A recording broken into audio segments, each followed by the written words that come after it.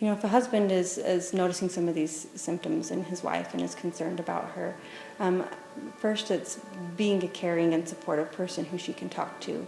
What's really hard for these women when they're struggling this way is if they're having these thoughts that are intrusive or even bizarre to them, they feel a lot of shame in that, and it's very difficult for them to talk to somebody about it, especially with somebody that they love, because they're so confused by it and even ashamed by it. And so, as a husband, maybe ask those gentle questions of simply, how are you doing? This has been a big change for us, or I'm just noticing that you're seeming a little down or not like yourself. What can I do to help?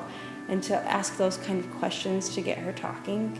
And I think, something that I do as a therapist, and I think that is even okay to do as a family, I've learned some more about postpartum depression and things that can happen when you have a baby.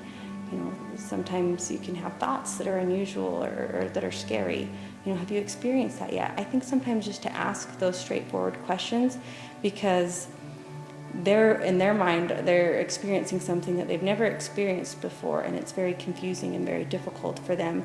But to even be asked the question kind of normalizes it a little bit, saying, I've heard that this can happen. Have you experienced that?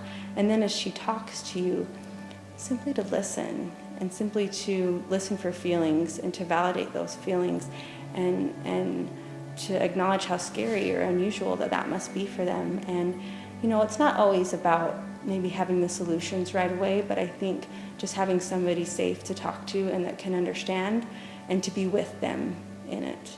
And then from there, they're going to feel more safe in taking those additional steps to getting help.